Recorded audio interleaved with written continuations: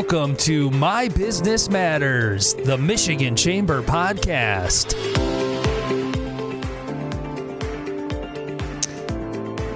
Welcome, everyone. I'm Becky Burtka, the Michigan Chamber's Vice President of Member Engagement. One of my roles is heading up special programming like Michigan ATHENA, and that's why I'm excited to welcome you all to today's podcast. We're going to be talking to two inspiring female entrepreneurs who have forged their own unique paths in their respective fields. We have Carrie Rathbun Hawks, owner of Rathbun Public Relations, and we have Michelle Gilbert, Chief Engine Officer at Purple Engine Coaching and Consulting. Today, we will be discussing women's leadership development and why that's so key in the business community. But we'll also share some great upcoming learning and networking opportunities as well that we're very excited about. So we have a lot to cover. Let's get started. Let's get started with some background information from each of you. I would love the audience to know a little bit more since I've been able to get in touch with you guys and invite you to the podcast, but also to our leadership summit. So let's give a snapshot of how you got started doing what you are doing now and what you do every day and what that looks like for you guys. Carrie, would you like to start? Sure, I'd be happy to. Thank you so much, Becky, for having me. This is a lot of fun. I've been doing public relations for 32 years, which is amazing to say out loud. I got started as an intern in the PR area for the Michigan Nurses Association way back when. And I did a nonprofit stint, an agency, I did a corporate stint, back to agency work, which I really love. I've been a sole proprietor, been on my own for 22 years. So 22 of the 32 years is, I think, pretty darn good to be on your own. And I really specialize in strategic communications counsel for organizations, internal communications, media relations, communications audit. So figuring out for organizations, who's your audience? What are you supposed to be saying to them? What do they want to know from you? And is the message getting through? And I'm also a certified Athena facilitator for Athena International, where I do Being Athena Women's Leadership Cohorts, but we'll talk more about that later. Awesome. That sounds great. Michelle, how about you? Sure. Well, I spent 34 years in public relations and corporate communications. I grew up in an agency environment and was hired away by one of my clients, and just from there had a few different corporate communications jobs.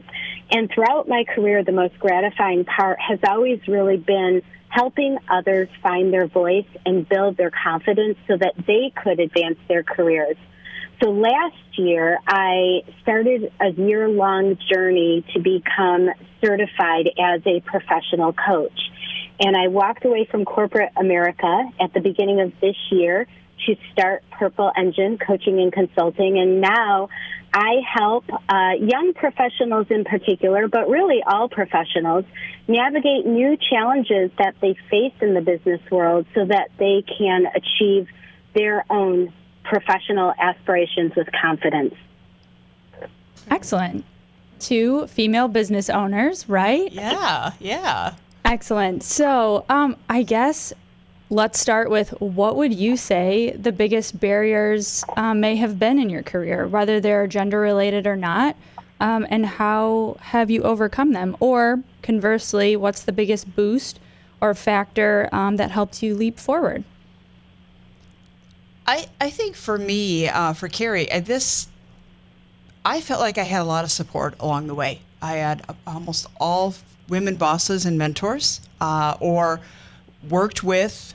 My immediate supervisor was usually a woman, and had good experiences, was always encouraged to get out there, learn, be around other people, and was always praised, I guess, when I did things well, and kind of taught what to do differently when I had an opportunity to learn. And women's networking has always been really important to me. I think there's just something about being around other women in particular and the shared stories and experiences that we have. For me, a boost as well in terms of moving forward is just to remember my self-worth. You know, sometimes we get that imposter phenomenon as women, and we think, oh, I don't know if I should be here. I don't know if I deserve to be here. You do deserve to be there. And so remembering your own self-worth. And really, when I started my own business, my husband was the one who encouraged me to do that. We were 6 months pregnant with our son, and he said, I had said I didn't know if I wanted to give up my career. I loved what I did. I had a lot of contacts, and I'd seen a lot of my friends have babies and not want to come back to work, or definitely decide I do want to come back to work and then regret their decision. And so I didn't know what I wanted to do, but I loved what I did. So he encouraged me and believed in me to go do that, and really gave me an opportunity to really take control of my own legacy, and just a lot of support from family, friends, and colleagues over the years. But also the involvement with Athena International, so I'm really glad to be part of this today. But so for me, there have been a whole lot of boosts, I would say, more than barriers. That's awesome. So mentors, female bosses, people who are willing to kind of take you under their wing, and I think that's a lot of what we want to talk about today. Exactly. So, excellent. Yeah. Michelle, how about you? So I loved hearing what you had to say, Carrie, and it brought up so many different thoughts, but I'm going to try and keep this really simple and brief. First of all, I agree, mentors and sponsors are huge, and there is a difference with them. In terms of my biggest barrier, and I think what's interesting about barriers is throughout your career, you face a lot of barriers. And once you climb that hill, a lot of times you kind of forget that it even was a barrier. But when I think about my barriers, it was my own assumptions that great things would come my way simply because I did a great job. And it's not always that simple. Getting noticed and promoted can often be more complex. And the biggest reason is because there are a lot of colleagues who are doing a great job. So you have to be willing to promote yourself and be willing to toot your own horn in a very subtle, balanced way. And that is a skill. You also need to ask for what you want, and you need to proactively go after it. And I would say the reason this was a barrier is because nobody taught me that. I had mentors, but nobody really said, hey, you have to go do this. So I really learned it the hard way by watching others and watching them move further ahead than me because they were asking for what they wanted. I agree with Michelle on all of that. I think that's a tremendous perspective and advice. Yeah, truly for sure. I would agree. I think that was probably one of the first pieces of advice I had as a new staffer when I had my first job was, it doesn't matter how wild it is, whatever you want to do, advocate for yourself. Right. Put it out there, say it. When you say it, it becomes real, right? And people will take you more seriously and maybe look out for you and try to find that path for you because they're your advocate, right? Mm-hmm. That's Absolutely. Excellent. Well, I feel like you kind of jumped ahead a little bit, Michelle, because that was kind of where I wanted to go with this. You gave some great advice here on what to look for, and Carrie, you also talked about imposter syndrome, which I think is something that everyone deals with on some level. And once you realize that you're not alone in that, it becomes a little easier to talk about. But what would one piece of advice be that you wish you would have had sooner, or the biggest recommendation that you could give to the next generation of female leaders? Oh my gosh, I think I would say, don't be a people pleaser. Don't, and I still struggle with this, but don't feel like you have to be the one that does everything right for everybody else to make them happy at your own expense. And if it doesn't feel right to you or align with your values, don't do it. Don't do it. Collaborate and support, but don't compete. That's another one too. Never stop learning and speak your truth and be authentic. In our Athena cohorts, we talk about women who are true good leaders adjust other women's crowns when nobody's looking. And I just really think that's very important for women in particular to remember that. I love that.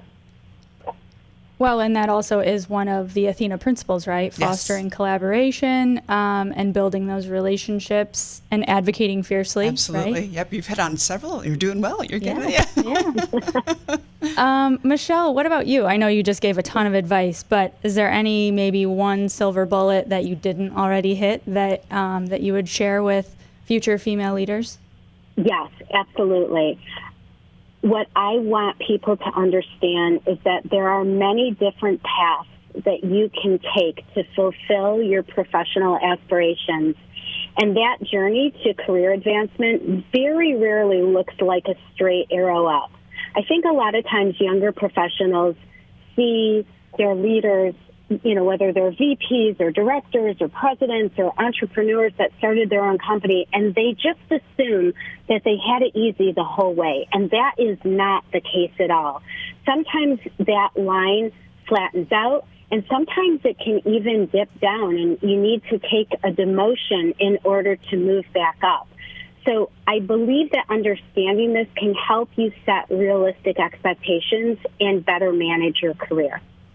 Definitely. I think success not being linear, Yes. but it's a path and it's a journey that's excellent advice. And I think also to add to what Michelle said, sometimes you have to look backwards. You have to, hindsight is 20/20. That certainly has been something for me where when I realized that, I realized all the things had been through and how I'd come through them and was a stronger person and maybe looked at things a little differently once I got through it.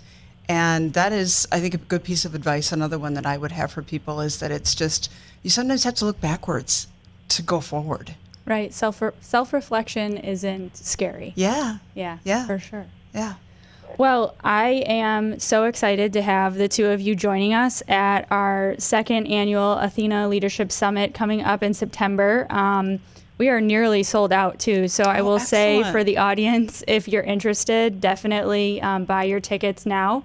But you're both going to be there to speak to our group in different ways through sessions. And so for those of you who are not familiar with Athena, it has roots in about 40 years in Lansing, from one amazing woman right here in our backyard, Martha Mayhood Mertz. And it's led to a national and international movement, quite honestly. And its 8 principles are, for building those successful leaders that we need for now and in the future. So kind of like we talked about, right? Live authentically, learn constantly, building relationships, fostering collaboration, acting courageously, advocating fiercely, and then giving back and celebrating. So all of those 8 principles that can be wrapped into what a great, successful leader is for men and women, Yes. right? Yes. So since I must admit I had them on a piece of paper in front of me, which one of those speaks to you the most and why? Carrie, we'll start with you. Well, I like them all, of course. I'm a little partial. Give back is probably at the top, and celebrate is a very close second. To whom much is given, much is expected. And it feels really good to me when I can take some of the things I've been blessed with and the opportunities I've had and the successes and learn from those and take from those and give back to somebody else. God gave me talents for a reason, blessed me in many ways, whether it's allowing me to take that and work with youth, work with other women, paint the walls of a building that needs to be redone, whatever that might be, work at a food bank, something like that. And I just think it's very important. It is an essential sign of leadership. And celebrate, celebrate seems really obvious to people, and it should be, and you're not wrong. But sometimes we celebrate the things that didn't go so well because we learned from them and they turned into good opportunities, even though at the time it sure didn't feel like anything to celebrate. And I also love just really thinking about how we can lift each other up, even in small ways, can make such a huge difference. So for me, it's give back and celebrate. I love that. Michelle, how about you? So it's so fascinating to me because when I hear Carrie talk about those 2, I quickly want to change. Oh, yeah, me too. But I do have 2 others that I want to share. First is build relationships. This really is the foundation of my success throughout my career.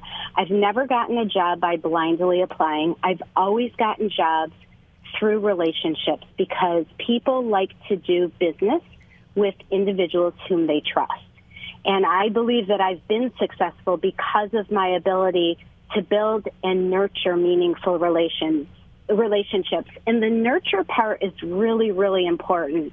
You can't just have a relationship with someone and then not keep in touch with them and then ask them for something 5 years later. Right. You need to find meaningful ways to connect with your contacts on a regular basis. So for me, build relationships is number one. And I would say number two is live authentically. Transparency and authenticity in the way you do business, the way you show up, is so important to me. And I think that is my close second. That's awesome. And I think that is a perfect segue, Michelle, specifically for you, into kind of what your session topic's going to be, because I loved learning more about what you were planning for our audience. And I think it definitely speaks to that authenticity and also building relationships. So would you mind giving us a little bit of a preview of what that looks like? I wouldn't mind at all. I would be happy to. So my breakout session is called Level Up Your Leadership: 4 Communication Skills to Boost Your Professional Brand and Influence. And we're really it's going to be interactive. It's going to be fun. We're going to learn from each other. And it's focused around the idea that strong communication is not only critical to a company's bottom line, but it's also imperative to building trust and a strong working relationship between leaders and their teams.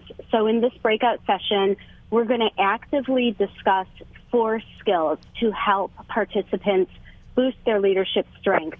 And those 4 skills are active listening, speaking or communicating with brevity, so it's both oral and written, transparency, and the art of managing up. So before I had met you, I had never heard the term managing up, and it speaks to me. I loved learning about it.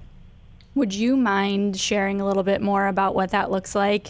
Because it's a phrase I've never heard before, and I think it's so important and something that we probably do, behind the scenes when we're interacting with people and we don't actually realize it. But when it becomes more intentional, I think that's what you're driving at with your session.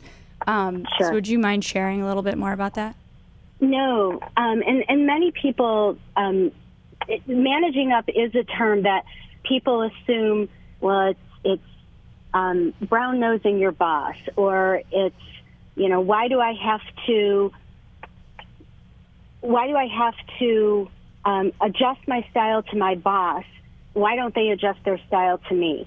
And the key is, well, first of all, it's not just your boss. It might be your clients. And what it is it's understanding the styles and preferences of the people with whom you do business so that you can adjust your approach to communicate effectively, to understand each other, to build that trust, to manage expectations, and to be able to offer solutions.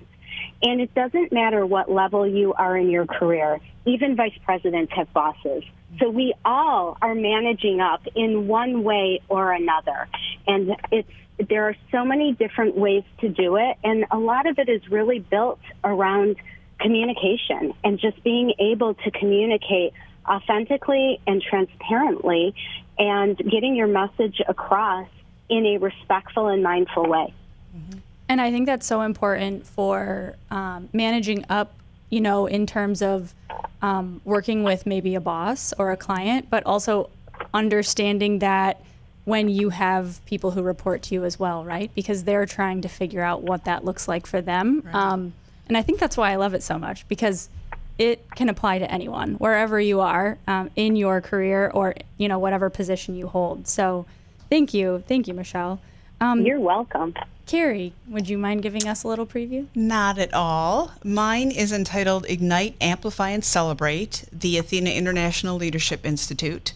So I'm going to be introducing people to the Athena International organization and talk a little bit more about that, because it really is still kind of unknown to people. They might not, or they might be aware of the Athena Leadership Award that their local Chamber of Commerce or one of their local universities gives out every year, but they might not know that there's way more beyond that to Athena International.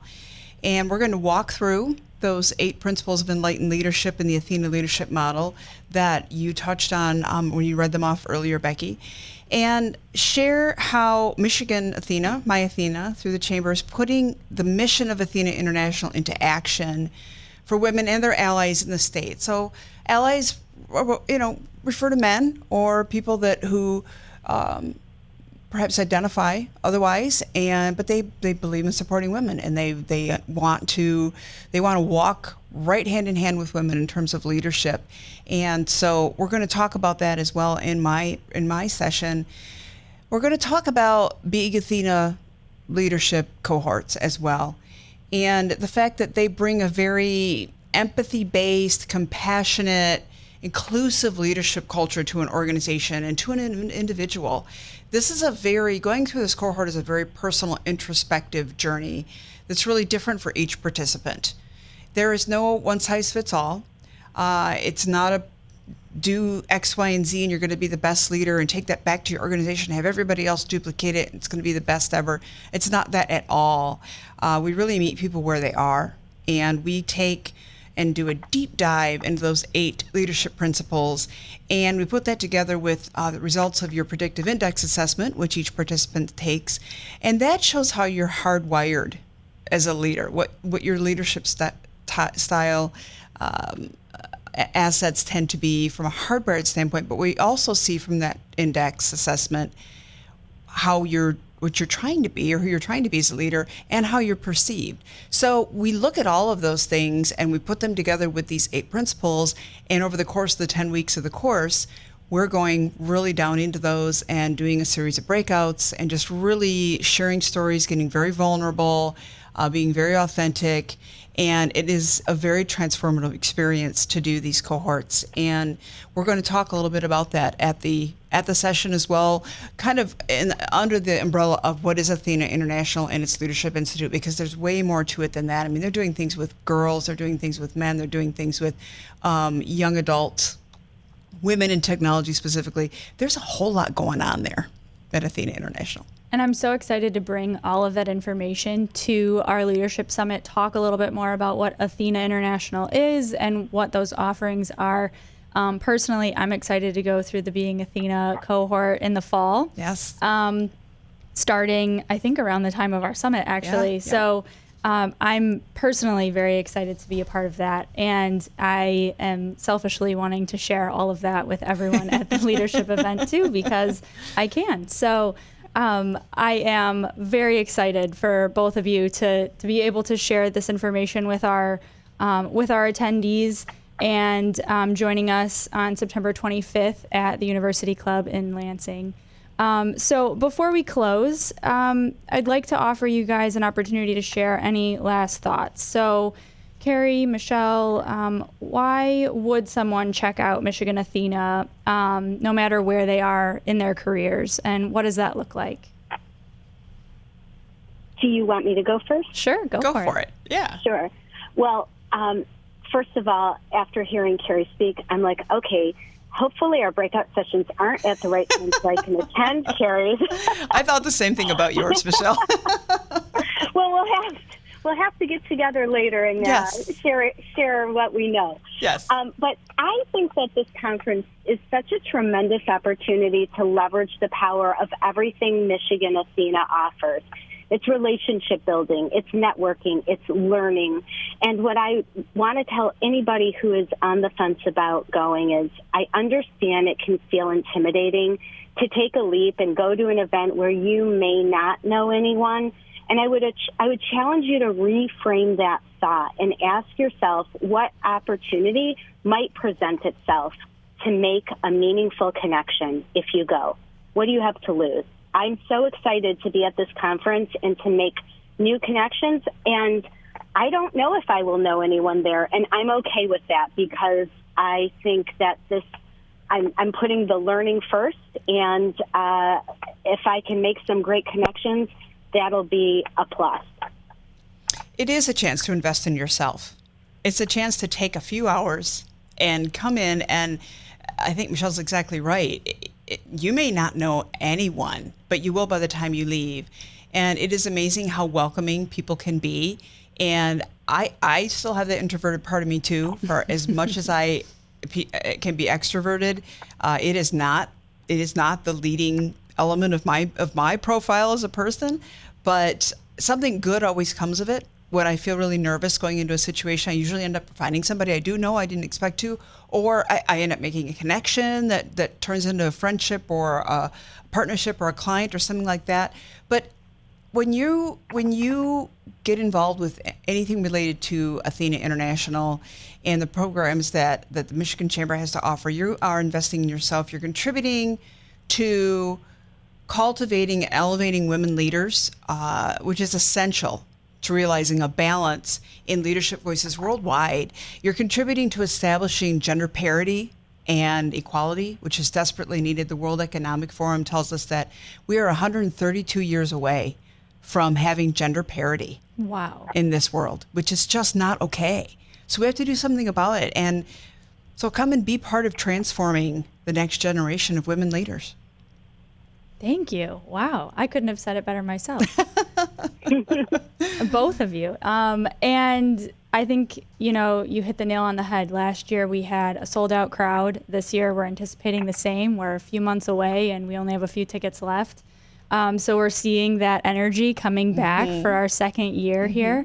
And we're excited to continue to expand this universe of women that we reach across the state.